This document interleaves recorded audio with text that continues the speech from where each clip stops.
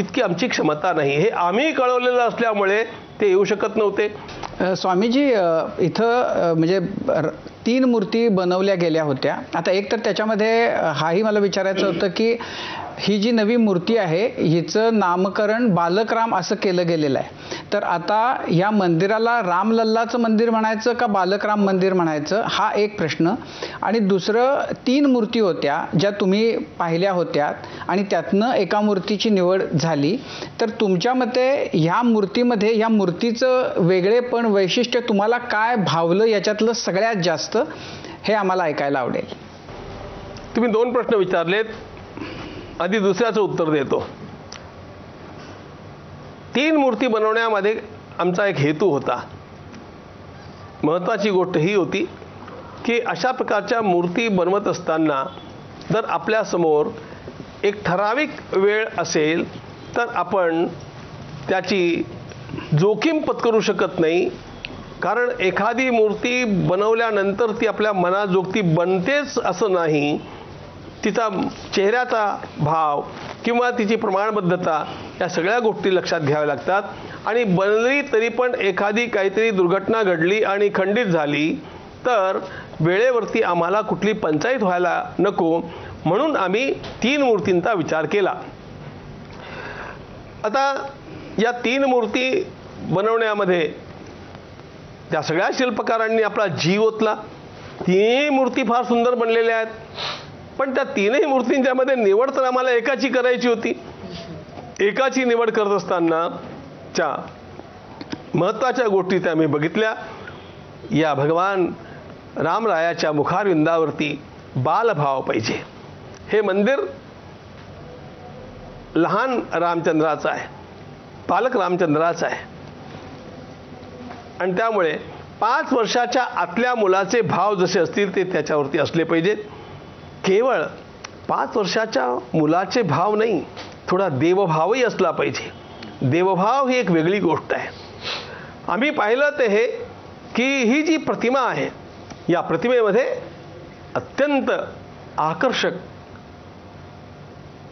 स्मितहास्ययुक्त अशा प्रकारचं देवाचं मुखारविंद आहे, त्याच्यावरती देवभाव आहे. महत्त्वाची गोष्ट म्हणजे या संपूर्ण मूर्तीच्या प्रत्येक अवयवाची मी स्वतः शहानिशा केली, पाहणी केली. त्याची प्रमाणबद्धता आणि त्याच्या अलंकारांची पण अतिशय सुयोग्यता, हे सगळं फार महत्त्वाचं होतं. या मूर्तीचे जवळचे फोटो जर तुम्ही बघितले तर देवाच्या अंगुलीसुद्धा ज्या आहेत, प्रत्येकच अवयव इतका प्रमाणबद्ध आणि इतका सुरेख निर्माण झालेला आहे की त्यामुळे आम्हा सर्वांना फार फार ही मूर्ती भावली. या 2ही मूर्ती सुद्धा चांगल्याच आहेत, पण 3 सारख्या दिसणाऱ्या वस्तूंच्या मध्ये एकच निवड करायची झाली तर पंचायत होते. तसं काही गुण यामध्ये जास्त आहेत. त्या गुणामध्ये ती प्रमाणबद्धता, ते आकर्षण, ते स्मितहास्य, भगवंताचं आजानुबाहुत्व, त्यांचं श्यामलत्व, हे सगळं बघून आम्ही हिची निवड केली. आता या मंदिराला बालकराम मंदिर म्हणावं की रामलल्लाचं मंदिर म्हणावं, मी तर माझ्याकडनं रामाचं मंदिर म्हणतो. मग या मंदिरामध्ये बालकराम आहेत, रामलल्ला आहेत. जी आधीची आत्तापर्यंत ज्याची पूजा झाली ती लहान रामाची प्रतिमा रामलल्ला, ते पण याच ठिकाणी विराजमान आहेत. दुसऱ्या मजल्यावरती पुन्हा संपूर्ण राम परिवाराची स्थापना होणार आहे.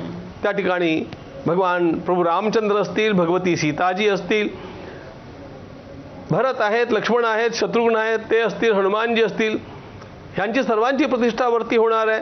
त्यामुळे एकूण मिळून हे सगळं रामाचं मंदिर आहे, अशीच माझी त्याच्याबद्दलची भावना आहे. स्वामीजी, जसं बाळकृष्ण असतो तर तो रांगणारा बाळकृष्ण, त्याच्या हातामध्ये लाडू असतो.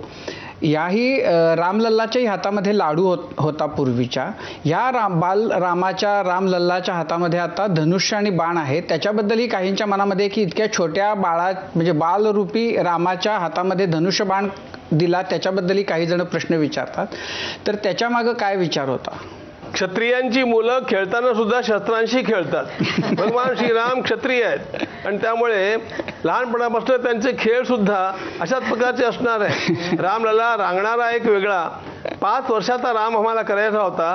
5 वर्षाची मुलं कशी खेळतात ती आपल्या धनुकली टाईप असलेल्या सुद्धा धनुष्याशी खेळू शकतात आणि त्यामुळे खेळणी म्हणून हे धनुष्यबाण भगवंताच्या हातामध्ये आहेत. स्वामीजी, मंदिर निर्माण कार्याबद्दल अजून बरेच प्रश्न आम्हा सर्वांच्या मनात आहेत.